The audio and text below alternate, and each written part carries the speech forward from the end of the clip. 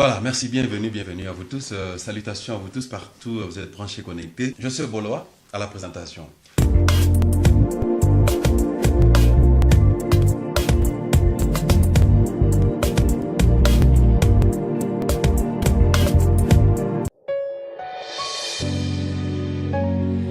Il est écrit dans ta parole. Quand tu envoies ton ouais en mission, tu lui donnes l'esprit sans mesure. Saint-Esprit.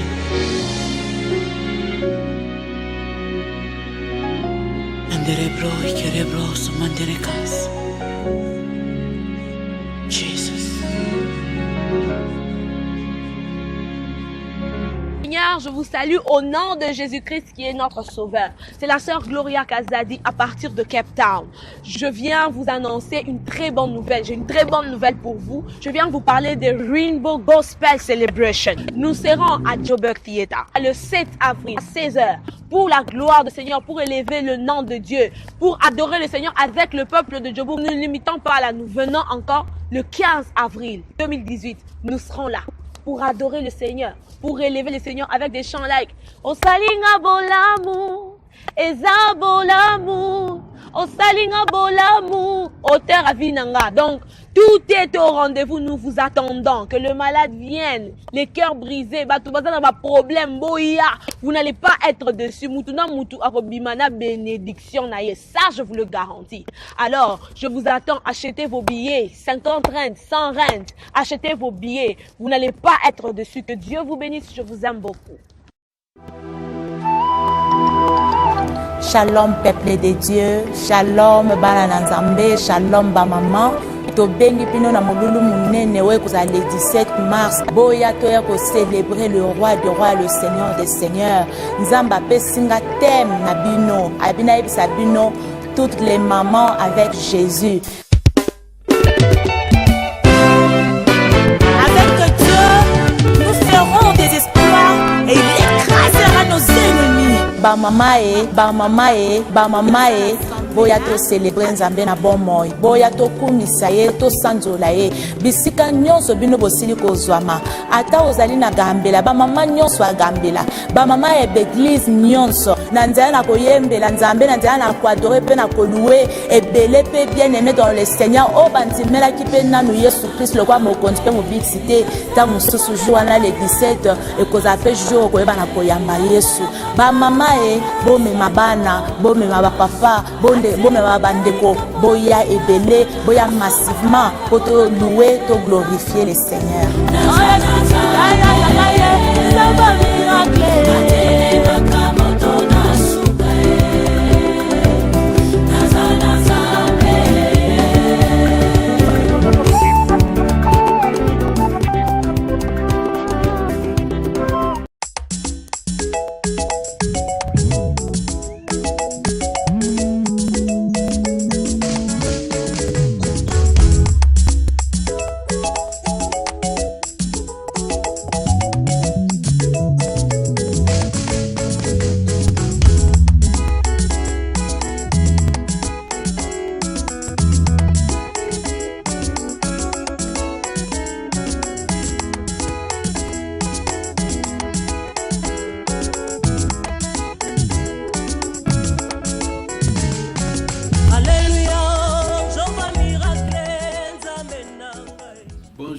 Bienvenue, salutations à vous tous, chers téléspectateurs. Bienvenue dans ce programme. L'émission c'est Espace Dialogue.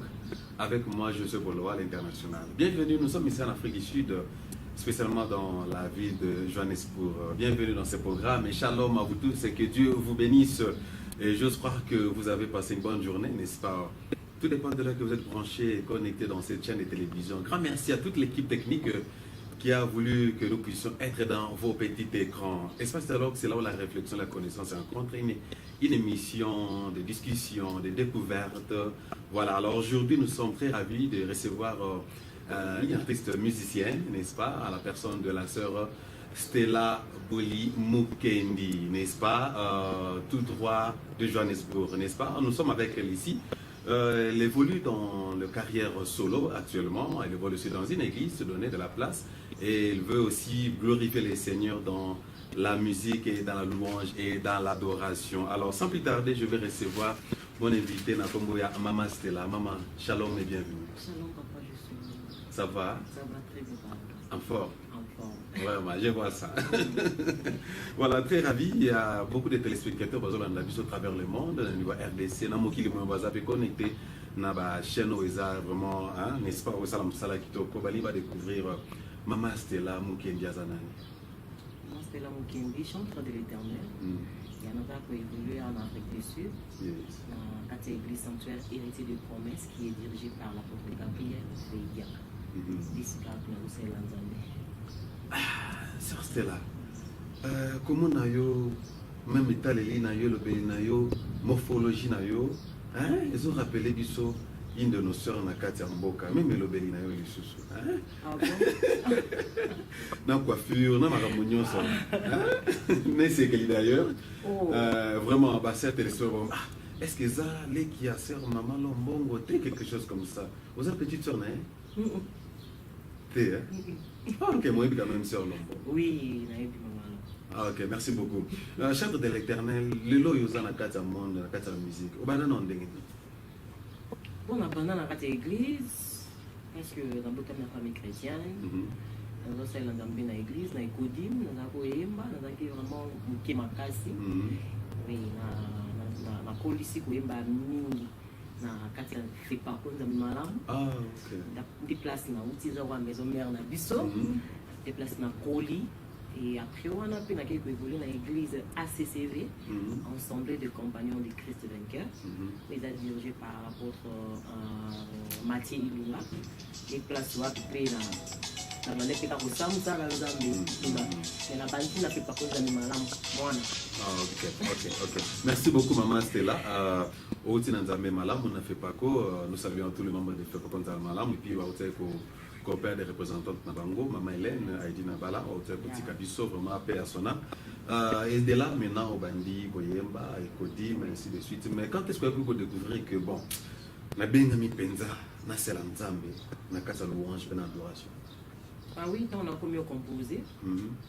On a dit que Saint-Esprit a la grâce pour composer. Et puis, que non, ceux qui n'ont pas de vision, ils sont en provision. Donc, par là, moi, je vais commencer à ok, est-ce que tu peux te rappeler Nzembo Akala au composaga wana? Parmi Nzembo Akala au composaga. Oui. Ouais, à quoi ça absolument manqué? Motema nanga yepona yo yawe natango ya pasi ngai nakobelela yo natango ya bisengo ngai nakobinela yo yawe oyo yosaleli ngai nanyakoki kosala yawe yawe elonga na ngai nakoyembela yo kinosuka na ngai. Waouh! Ça, c'était de quelles années encore? 90, 2000, quelque chose comme ça? Ça fait maintenant 20 ans. 20 ans passés. Ah, 20 ans passés. Vraiment. Mais c'était une bonne composition. Alors, par exemple, la composition, est-ce qu'il y a un mot? Aux années où il est là, bon, ils ont la composition à l'époque. Bon, ils ont 4 albums montés, mais je crois que ce qui nous a accordé du sous faveur et beaucoup d'un annexe album, mais ils ont pas. Ok, la sœur c'était là au colis, au comprendre que nous avons bien en cas de louange et d'adoration. J'aimerais savoir motivation ni nous qui au côté de la monde d'abord la musique, parce que au bout de la famille chrétienne tout bon na mon appel bande comment vous voyez makati quand on a bande na appel motivation c'est que la telle qui n'a monné que non na mungu nzamba pesinga na nzaki mwana muke na ebe na koyemba pinza te mais nalingaki yango mingi nalingaki yango mingi na ekoti tozaki oyemba nalingi mambo oyemba mingi koyembela nzambe et puis tant ba composition comme moya en tout cas ezaki toujours na ndolo ba toujours non il faut vraiment que nzamba permettre un jour pour la vivre ça album parce que les gens vont donc composer dans zaki mwana muke et comme ezaki na nous tenter pendant que on est parce que ma maman m'a beaucoup aidé, ma maman biologique, ils ont toujours maman faut que pour intégrer comme moko bon ça non c'est là tout c'est la volonté Nzambe et parce que Nzambe azaki ne lo pas za ko bumisa étant déjà na bande ba composition bon moi là na bande ko linga ko interpréter ba tout on a linga ko yemba Nzambe parce que na ko linga kata église et à partir avant on a ko mona que non un jour on pour ça l'album ça nous va permettre ce que d'attendre y na ko ça l'album le ko motiver ngeza que ko yemba ko mona donc sentiment na ko yemba Nzambe na kata podium na kata église pour mona ba yaya o bazali busonde bazo yemba Nzambe ezaki vraiment et 5000 pour là et à on que non un jour vraiment il faut parce que ils ont vraiment. Alors tu voyais des gens, des sœurs, des mamans, parmi tant d'autres, est-ce que tu peux nous citer un jour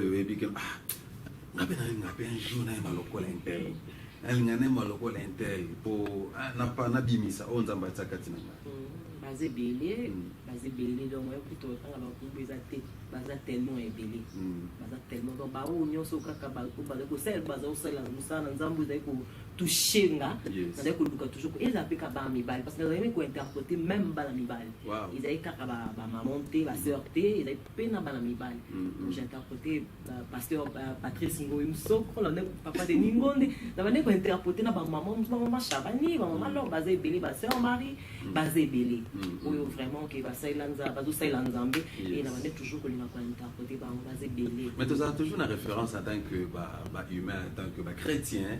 Moi j'aimerais parler comme telle personne, j'aimerais prêcher comme telle personne, j'aimerais chanter comme telle personne. Il y a au moins référence parmi tant d'autres maman, il y avait une autre que Dieu soit loué. Nous avons vraiment pas référence de tout ça. Maman Lorbo. Maman Lorbo.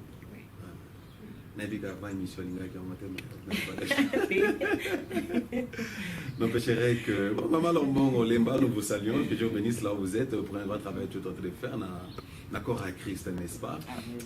Mais vous avez eu le temps pour passer dans l'école quand même, la musique, dans l'orchestre, tout ça, l'évolution quand même musicale. L'orchestre, on a un groupe, mais comme ils ont volonté d'embêter, donc maman on a vraiment brûlé. Et dans la facilité pour intégrer dans ça va toujours qu'ils l'attendent même malgré ça dans Québec moi intégré pour la mano de Dieu na Québec na moi tant qui n'a pas ça qui dans la mano parce que on a besoin que dans le question on a que c'est là le temps dans la carrière dans l'activité na évoluer moi en un groupe mon et alors on est capable pour la mano de Dieu et ça va avoir quelques temps dans la mano. Ah ok. Dis-moi les gars quand même parce que vous avez quand même si c'est décté après tout. Vous avez même si c'est décté, vous avez toujours des références au type la sœur Stella donc ceux que je suis avec la sœur Stella Mukendi au hasard chantre de l'Éternel, adoratrice de l'Éternel, à ce que vous voulez Katina Etonga et puis à ce que ça la carrière solo naïe à niveau Afrique du Sud spécialement dans la ville il y a Johannesburg sœur Stella les loyaux au côté de la carrière solo. Dis-nous un peu, pourquoi quand les Katin a fait peut-être 2017, tout ce temps-là, avec la potentialité de nos sociétés qui n'ont pas et presque plus de 20 ans, mais pourquoi c'est moi tant haut le cas et puis pour le bel album tout à l'heure là, mais tout le monde a eu ce qu'on a média et puis on a très respecté aux enfants de Dieu, Dieu, je crois que c'est Dieu qui est le maître des temps.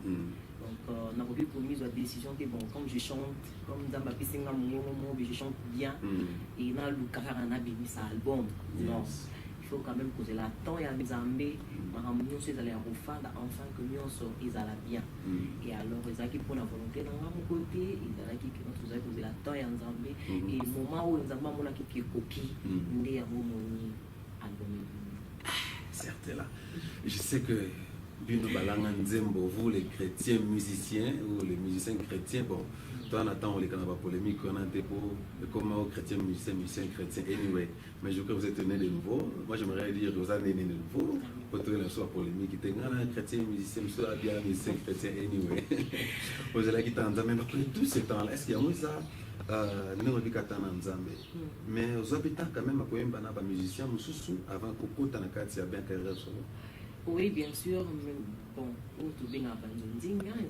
Bon, on a beaucoup. Et là, on a cette peine, on dit quand même que combat le terme Ndonding est à la rana. Yo, on dit ma bonne idée que Ndonding est à la rana, n'est-ce pas? Les termes, il y a il y a Bandoulema, bon, Ndonding. Donc, vous avez comment la production au de bêta, vous avez des réunions, vous avez presté côté, vous avez fait la bande de Komusou, bande de Komusou, vous avez besoin d'accompagner un studio, accompagner tout le monde, la case de studio et tout. Mais parmi tant d'autres, est-ce que vous pouvez te rappeler un peu musicien Oyo Yebi, na parcours, même à partir de Kinshasa, même en Afrique du Sud? Est-ce que vous se rappelez la mission au sein de Bandonding et peut continuer dans le studio de voix?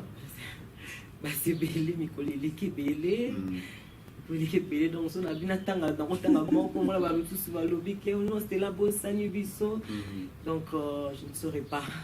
Il y a pas de belé. Ok. Je sais que vous avez une belle voix, un but musicien, n'est-ce pas?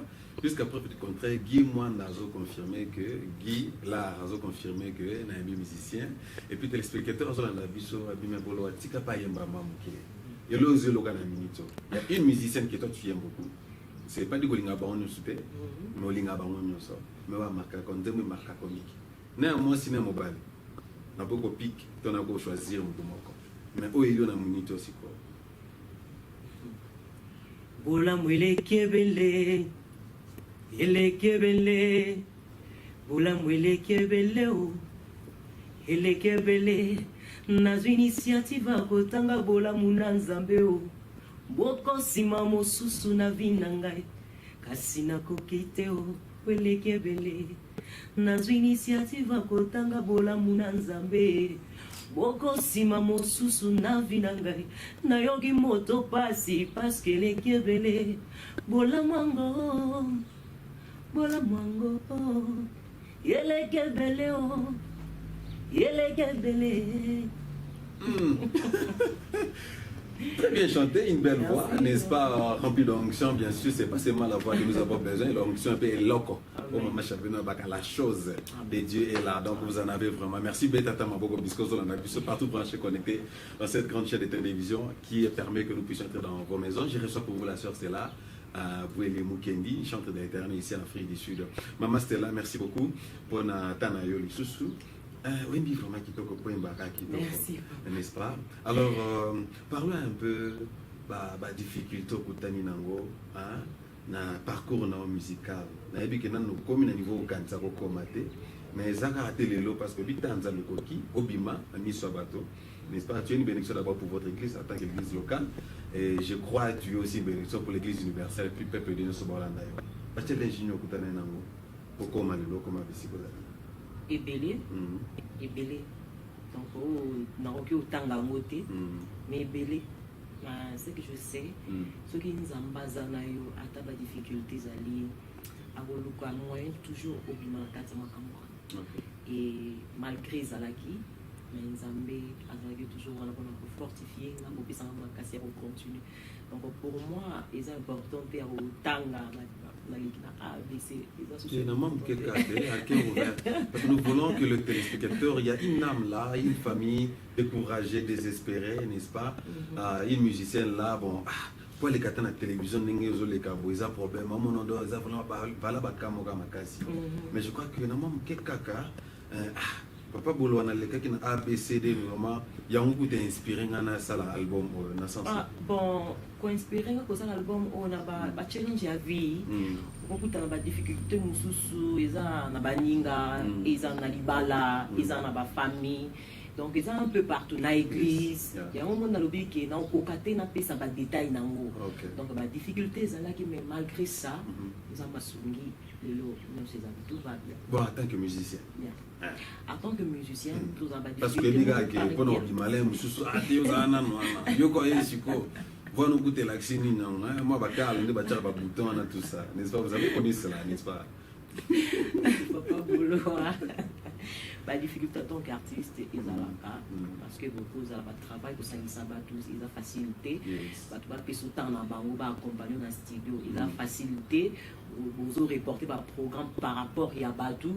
Vous avez peut-être vous avez besoin de Batou, mais Batou va dispo de son monde.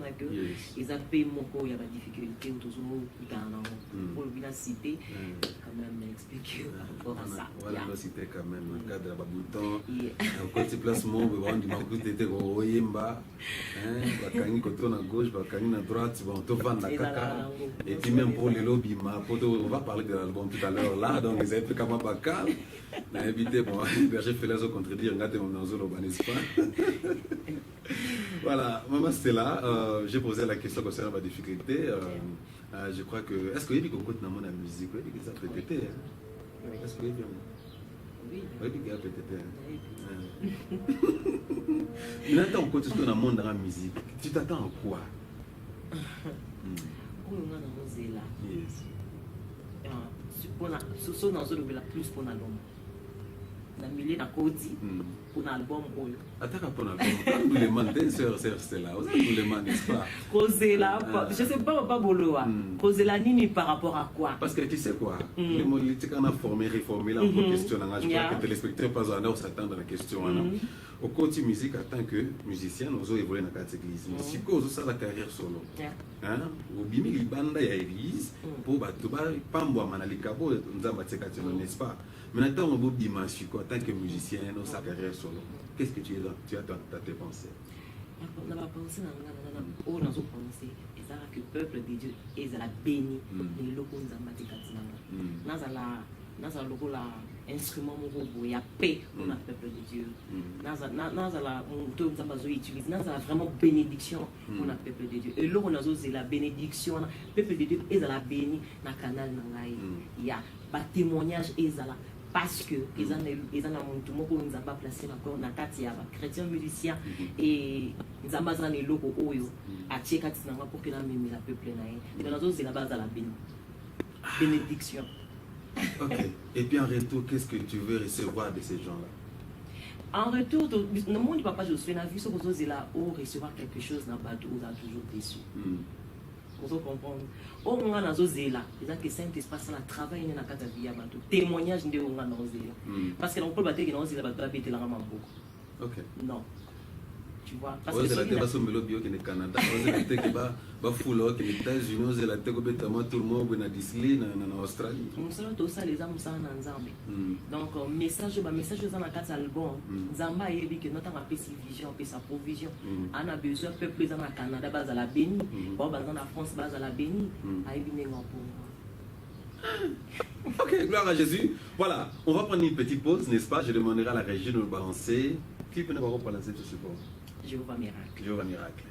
Voilà, je demande à la régie de nous balancer ce clip et puis nous allons revenir avec la sœur Stella Mukendi Bweli. Restez branchés, connectés, chantez l'Éternel, ici en direct de Afrique du Sud et Johannesburg. Restez branchés.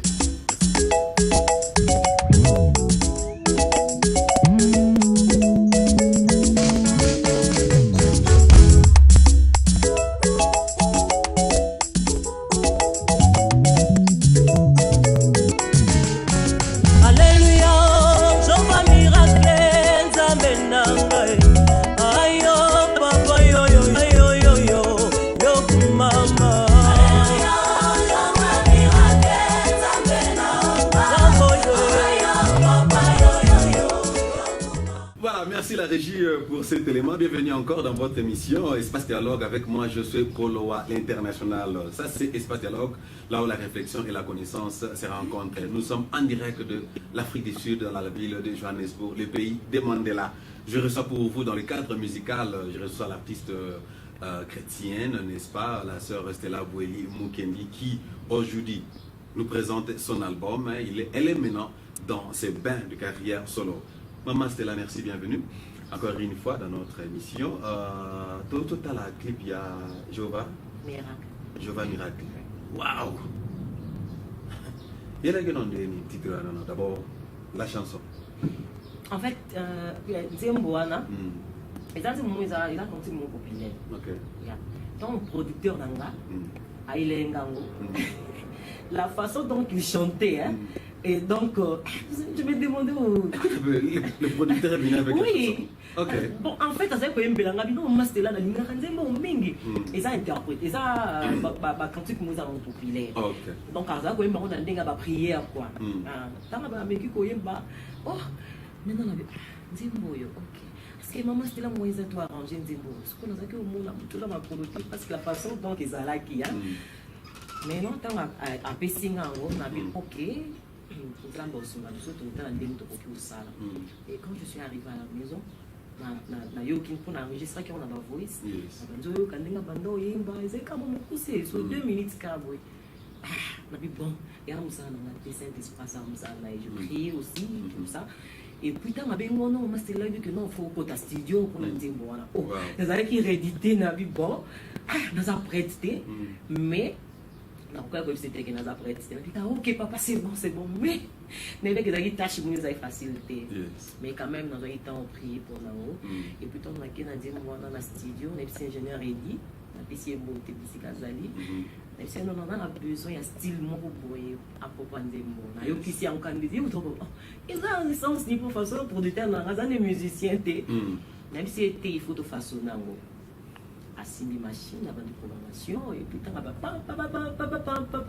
voilà yangoana et puis na zui casque na bandika mbambo ko yemba na banzo yemba tina suka donc idées qui vraiment général voilà on le veut bandiko yemba et bilom c'est dans ba studio ba musicien bro ko le belanga les contrats pe ba bon so ba betere plus na ba studio pe na to yiko na ba studio comme la production donc pour so pe nzako donc azozegné ba sali ba message mo na ba nani.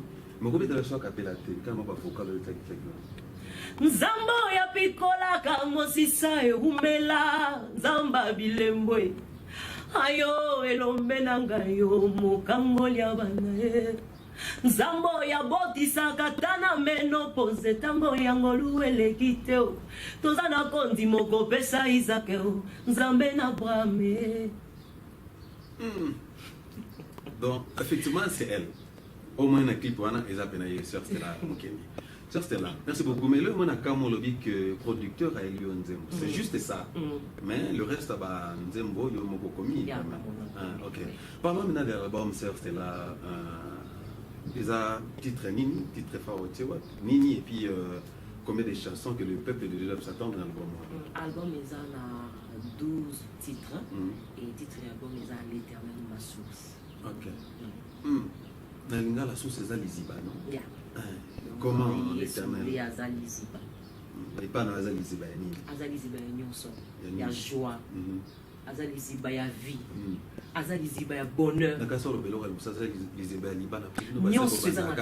Liziba, il y a non. Non, c'est ça. On recule dans la carte Libala, mais c'est dans la Kimia. Liziba, il y a Kimia, Nanu, na carte Libala. Parce que d'abord, il faut nazara na kimia wana. Et puis tant il y a la source ya paix. Source wana kimia wana izola ndanga tina kati ya libala na. Donc aza source ya nyonso pour ngai. Aza source ya nyonso. Comment papa boloa? Au coquio za mutu mon peut-être oui. Bato bazo se poser ba question pour na vie. Bazo mona que non mais mutu yo na ndenge tozo mona bo ani logo ta. Mais toujours aux alara mutu osika. Aux alara mutu esengo bato bazo comprendre mais parce que c'est l'Éternel qui est la source de ta joie. Donc, ceux qui vraiment aux juillet, comme ta source, vous allez le monter. Ce que l'on a dit, ça là, hôtel na caméra très bien. Hôtel na caméra très bien. Oui, sa famille, mon gogo, sa soeur, mon gogo est très désespérée. Oui, sa frère, mon gogo, à mon âge pour Sani. Maman, mon gogo n'a pas la cobo de Zoyate. Et puis, ça y est, on est dans ma tika, tu m'as pas l'album pour la thème, on a si Dieu l'éternel est ma source. N'a pas essayé qu'un message et espoir. Que notre Dieu, il est le Dieu capable de tout. Nous avons pas limité. Peut-être un problème, peut-être un moment où traverser, une étape il y a vie. Et ça, c'est que ma canisne comme une souka. Peut-être que n'est comme une souka, on n'a pas comme une souka. Mais si quand on est comme une souka, il y a quelque chose où nous avons pas pour la vie. Pour perdre notre espoir, pour désespérer, nous avons pas une histoire à sika. On a l'INA dans quatre navinayo. Et là, nous avons essayé de faire confiance. Ça a confiance, au plus confiance, c'est pas un déçu. On a élu au Samwasi, quand on a que ça l'a confiance. Il sera la source de toutes choses pour ta vie. Waouh! Je crois que mon frère, je crois que ma soeur, vous avez reçu le message, n'est-ce pas? Tu peux être là, nous en train de nous suivre, tu n'as pas encore donné ta vie à Jésus. Sache le terme qu'il y a une source qui est Jésus-Christ. Ou soit tu as déjà donné ta vie à Jésus, mais tu es découragé parce qu'il y a la sécheresse.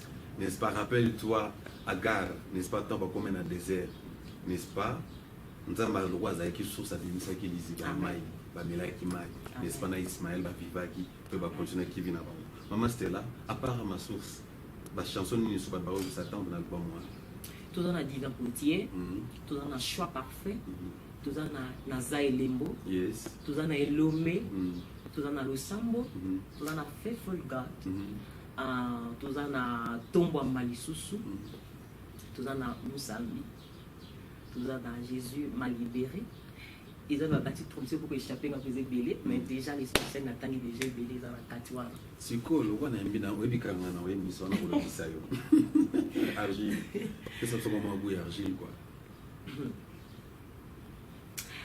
Nzokande za moto moko yoyo andima kozobo moina ngai asala nango lulingi alingi yesa nango bandoki te pe bato te o yesa nango masumu te kindoki te ye moko nzambe aponi alekisa ngai ye ona kati ya bepreuve aponi alekisa ngai yo ezali kambo apotie na argile yo potie nga argile yesu na ngai opona nga opesa ngai forme yolingi ye yo potie nga argile shilo na nga yo pona nga opesa ngai forme yolingi ngala ndimye.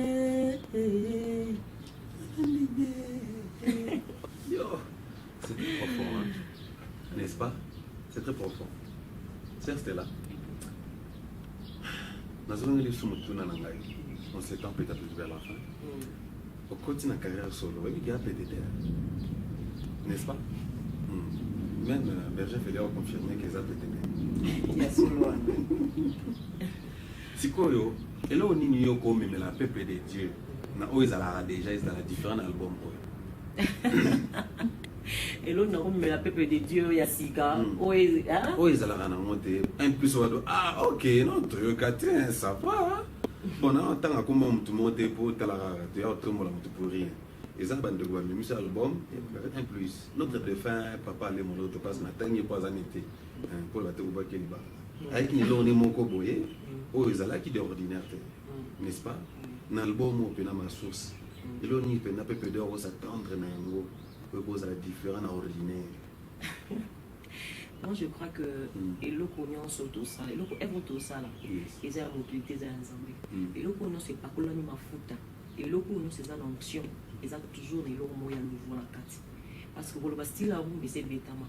Vous le voyez que à Goya, et c'est bêtement. Mais peut-être il y a un message.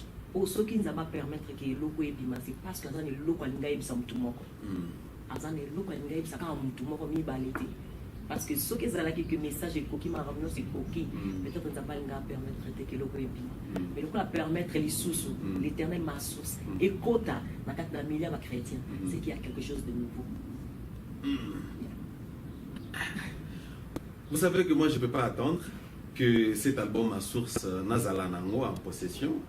Je ne peux pas attendre. Je crois que vous aussi, vous le suivez partout à travers le monde. Vous êtes branchés, connectés dans cette grande chaîne de télévision. Je crois que Bozo Zelapé, ma source, vraiment la bonne chère, Sœur Stella, Ypel, Yusun Afrique, Yusun Basé, Belé, ainsi de suite.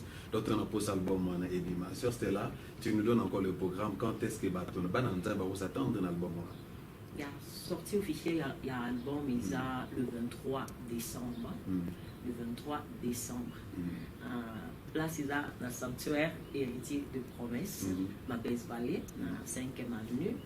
Et Wapipaï, pour ça, la sortie officielle, ils ont tout ça, on le voit lunch. Et à Batouaye, ils ont comme musique, ils ont grignoté quelque chose. Et puis, le vente, il y a CD dans DVD et le Salama. Le 23 décembre. Ok. Donc, dans quelques mois avant que cette année se termine, enfant de Dieu, peuple de Dieu, serviteur de l'Éternel, prophète, apôtre, évangéliste, bishop, archibishop, d'abord s'attendre, Pebozela, album Nabin Oyo, l'Éternel qui est ma source. oza yo moko na na groupe to na album donc ça le nga yo moko te yo poza moko no moko naza na bandeko oyo basoutenir nga les héritiers baza wana baza ebele na kokutanga bakomoko baza ebele napesi bango mbote mingi bisika bazali basoutenir nga makasi mingi e mobali na nga didie mokendi asoutenir nga mpe mingi nzambe mapambola berger Feli non il m'a beaucoup soutenu dans kati ya mosala donc on a travaillé azocontinue mpe kaka donc azolemba te azomema mpoa nzambe apambola ye mingi bisika azali na mama Miriam nzambe apambola bango mingi donc nasali mosala onga moko te naza na bandeko oyo tozosuna. Ok, dans cet album, il y a une bika yomoko, en dehors de frère na baso ba compagnon, il y a pas mon featuring mon sali nan de comme moi c'est ton mobile. Si na sali featuring na le frère Moïse Matuta. Les moments d'adoration au frère Moïse je sais pas ce qu'ils ont redit ma régie. Vous avez déjà réalisé cet album, n'est-ce pas? Ok, on prend une petite pause avant que nous terminons. Je demande à la régie de balancer cet élément que la sœur Stella Kweli Mukendi a fait le featuring avec notre bien-aimé Moïse Matuta. Suivez, et puis on va revenir. Merci. Voilà, merci la régie, merci pour cet élément, merci Peuple de Dieu, je crois que vous êtes branchés, connectés dans cette grande chaîne de télévision, nous a permis que nous puissions entrer dans vos petites rangs. Moi c'est Joseph Boloa, l'international, ici en Afrique du Sud, dans le pays de Mandela, dans la ville de Johannesburg. Merci Maman Stella, on est avec toi. Oui, quand on a un peu moyembi, n'est-ce pas? Pour, oui, on a passé un tomate pour Hollande biso. Ah, ils en ont moyenté. Parce que nous avons fait na matuta. Tout ça na matuta na Paris. Tout ça matuta na. Ils ont fait na yo. Na ngi sko sala suma kapela. Ka vocal no sala ke na nzima adoration. Vocal na sala ki na nzima adoration. Yes. Et puis je signale que ça avec un peu studio, hein, n'est-ce pas, au baso qui m'a joué. Mitema na biso esopani kuna kotumbola yo mokelie. Minoko na biso etatoli pona kotombola yo mokelie. Soboi kotombola bikela muwe. Zoya lelo kotombola yo. Soboi kotombola bikela muwe Yesu na ngai. Zoya lelo kotombola yo e. O atana nzala otikali nzambe o. Ata na mpiaka otikali nzambe oshakotonda ozakaka nzambe ata na tango ya bisengo otikali nzambe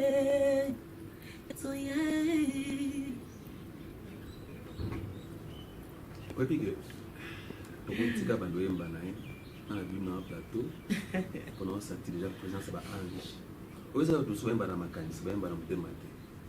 Mais elle chante avec son cœur. Et on nous a déjà béni. Donc, le message est que nous avons été bénis. Oui, mais tu l'émission, tu as la tête à maner. Amen. C'est quoi ces 14 ans? Au foot, à mon foot, à ma tasse de Nzam. Au bout, ça t'a 40 ans, moi, payé. Mais quand il s'en Nzam, parce qu'on protège un banane. Bon, qu'il ne peut pas classe. Tu ne comprends pas. Hein? Courez, allez, à la tête, mais Nzam, n'est-ce pas? Maman Stella, merci, nous sommes vers la fin de notre interview avec toi. J'ai aimé votre intervention. Il y a beaucoup sur sa sœur Stella. Pourquoi tu montes dans la musique? Oui, puis il y a mon néné. Oui, vite. Il y a mon talent, mon néné.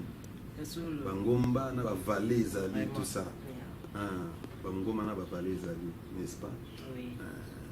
Gloire à Jésus, parce que papa Didier a appelé Gloire à Jésus pour papa Didier Azadea Pembeni. Amen. Mais malgré papa Didier Azadea Pembeni, vous a déjà exposé. N'est-ce pas? Oui. Ce que vous avez papa Didier, Bana, production. En tout cas, nous c'est une organisation parce que chaque chose a son temps. Il y a Naza Marmor, Naza Nabana, Naza Mobali, Naza Naton, il faut Naza na intimité dans Zambé. Donc nous c'est à planifier, nous c'est à organiser. Naza Naton, Naza Nabana, Naza Naton, on peut s'emballer, Naza Naton, il faut répéter. Naza Naton, on peut s'emballer. Oui, Naza Naton, oui. Naza Naton, Bana. Oui, dans un temps, dans la méditation, dans un temps, il faut quand même na coma quelque chose. Donc, nous sommes vraiment organisés. Tous en Afrique du Sud, l'album le 23 décembre.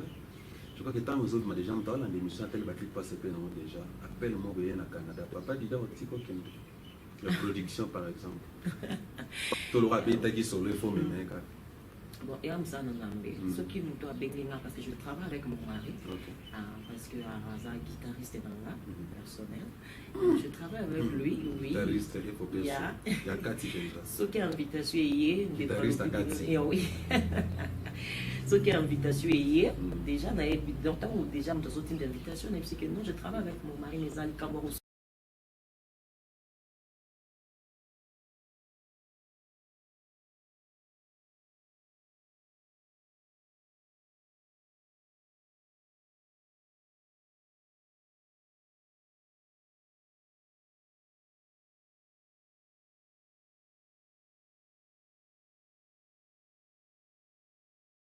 Ce qui est invitation hier, ils ont déjà signé qu'ils font dans un moment.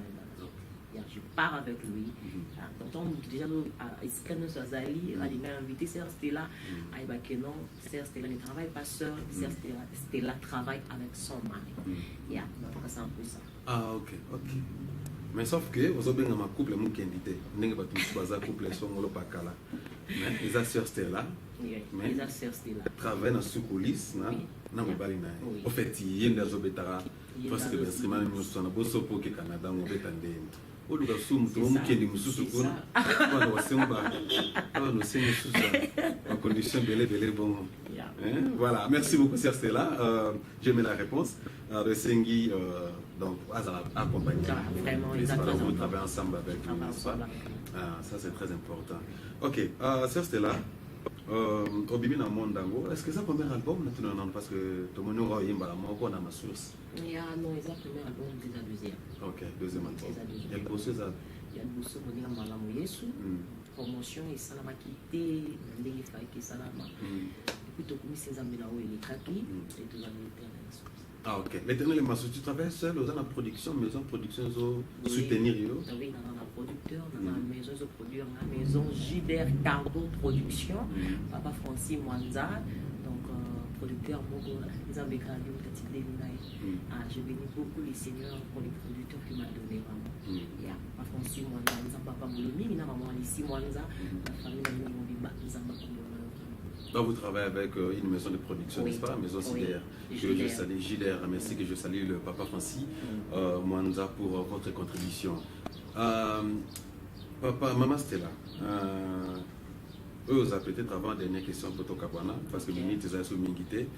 Maman Stella, au bandina producteur, Lelo Oyo, deux ans en Afrique du Sud, Awa. Boloza parmi les journalistes, les bossons bien à plateau, n'est-ce pas? Lobby ba invitation bandé belé le bout ba porte fungwami. Bobo ça n'a pas Francis tende vous bandé na faible commencement et ingratitude des inzambité. Il y a ingratitude des inzambité. Donc il faut toujours reconnaissant na batu oyo nzambe a utiliser. Alors bon c'est la babanda pe gané mwana. Tu vas aller à la depuis tant tout ça, c'est après bout, comme non, je sais que je n'ai pas le temps, vous comprenez. Bon, j'ai quand Dieu plus frais et j'ai trouvé quelqu'un qui va me sponsoriser, vous comprenez, j'ai des maisons. Et puis, Français, non, attends ce que tu fais, bateau, pour sponsoriser après, peut-être bateau, Zakina, non, il faut oublier sa relation. Mais vous savez que vous, bon, permettez-moi d'utiliser le terme Baïné, Bazali Bosso, Tozoko, Kumisa, Nzambe, Balo, Wala, Nzamba, Tombo, Bango, Liboso, la musique. Pambo la bisope na banzembe belé babanda pe bon ba premier bien na ba producteur n'est-ce pas babandi bien après bout deuxième album que ça nena mutu mususu mais ba si ça un contrat malamu té je crois que ça sera pas votre cas sur Stella. Ya bon mutu ana l'état mboli mais ana ba principe na ba répondre pe bisope quand moi mais kasi ya on zulu ba donc mutu na mutu azala nzila na ba répondre pe bisope azala ndenge azobe mela makamna moi je crois que dans souci nanga eza kende to bandi na JDR bon on a tous un souci en cabolate. Tous un bandi pardon, tu bandi moussa on n'a pas si mis papa. Ya, tu bandi vraiment n'a pas si, n'a pas si. So on n'a pas si, n'a pas si. Donc ceux qui peut-être un producteur moussa on doit accepter. C'est vrai. Oui, on doit accepter. Mais ceux qui ne vont pas accepter, non, c'est serviteur de Dieu. Yeah. Donc, tout ça, on a ma canisse, on a ma musique côté, tout ça, tabou, on a une zambazo, mais ma biso. Ma canisse, on a ceux qui plus tard que tout ça sous-souté, mais toujours regarder ma bonne relation parce que tout ça va se souvenir et belé. Sœur Stella, en tant que musicienne artiste avec une carrière solo, au comique en tant que musicienne, carrière solo, et puis Sœur Stella en tant que sœur de l'église locale.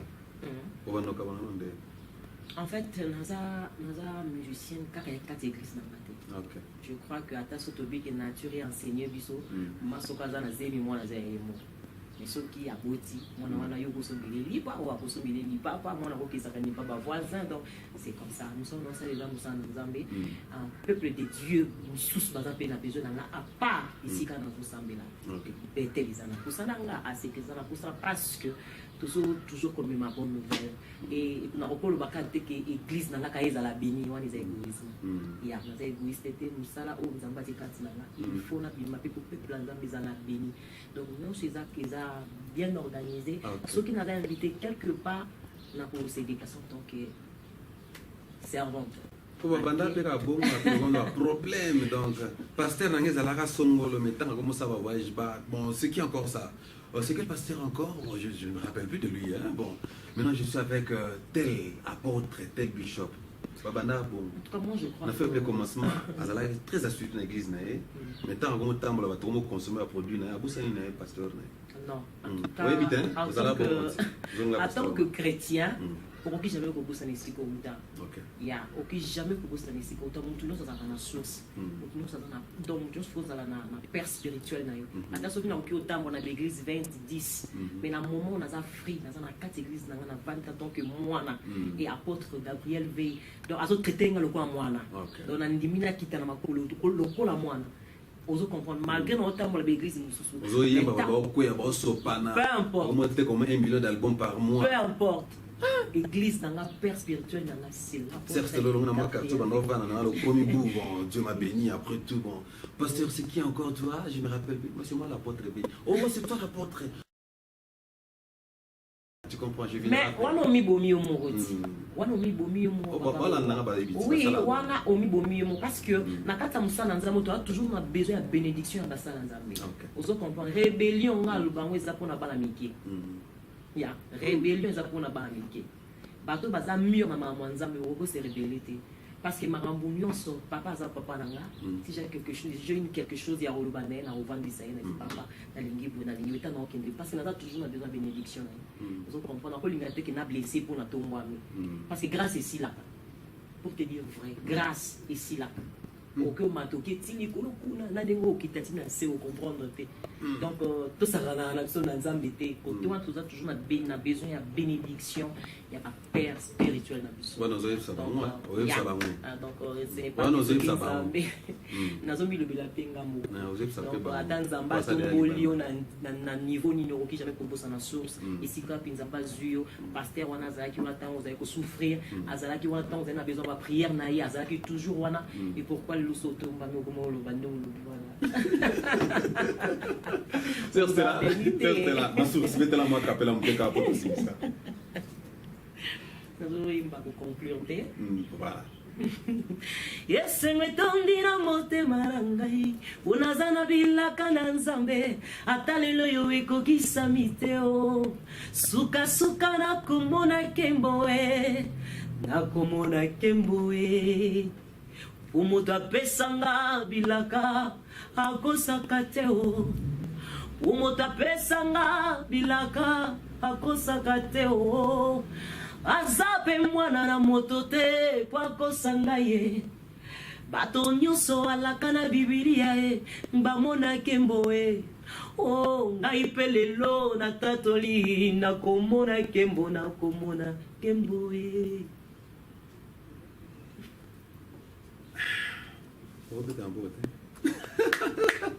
Voilà, merci beaucoup. Ça, c'est la sœur Stella Bouye Mukendi avec moi. Je suis Bola International. On est presque à la fin. Sœur Stella, l'album, c'est Ma Source, n'est-ce pas? L'éternel est ma source. Je suis là à nos téléspectateurs, nos amis internautes vous a branché. c'est le 23 décembre que l'album sera sorti, n'est-ce pas? Nalingo rappeler téléspectateurs, tali caméra, aussi bon que non, ma source c'est ça, telle date, pas s'apprêter. Le 23 décembre, les sorties officielles, il y a l'album L'Éternel, ma source. Donc, on a mis ça 6 clips. Donc, vous en avez 12 titres dans la audio et dans la vidéo, vous en avez 6 clips pour tout ça. Le 23, ne manquez pas. Voilà, c'est cela. Nalingo pèse un message. Na o nzamba tso comme pardon. La synthèse de l'album et puis aussi votre modèle. Bien sûr, la salutation de pardon, on a toujours les arts, on a toujours un message d'espoir parce que désespoir, les arts mettaient ma barre dans un inquiétude des arts trop. Parce qu'on se posait la question, est-ce que vraiment la cause s'en sortir dans l'amour? Est-ce que vraiment nous allons coquer au fond? Notre Dieu, il est le Dieu capable de tout. Tout limiter, nous embêter. Peu importe, à ce que mon dit que non, ma promesse, ils ont mis là. Zalaka wana. Zala toujours fidèle, Zala toujours na confiance en Zambie. Ah, tu connais que ce soit n'attend pour le monde. Attends pour le monde. Ce qu'on te kamakala, kana makala wana. Si l'Éternel est ta source, on comprend que kana makala wana ba nous bon temps à classe, mais aussi ça va université, parce que c'est l'Éternel qui est la source de toutes choses dans ta vie. Donc au désespérité, aux ala na ben inquiétude, que tout notre question, que Zamba et problème non très bien. Aïe bien, très bien. Et azok banda, dans le bus, azok banda, histoire ya sika. Voilà, merci beaucoup, cher. C'est là, avant on peut savoir salutation, contact nayo. Aussi bien dans le monde numéro, on se dit mutalingi à Zwanga. So mutalinga Zwanga, numéro est à bon, plus 27 72 2 16 17 14. Nabadeli plus 27 72 2 16 17 14. Donc, ce cas béni dans le numéro là, à pouvoir c'est là. Ok. On a des détails. Na Facebook. Na Facebook, c'est là, Boueli Nazala. Bon, on a deux. C'était là, Boueli Mokendi, @yahoo.com. C'était là, Boueli, @yahoo.com. Ok, on a Facebook. On a Facebook là. Il faut s'attendre, il y a un peu d'invitation.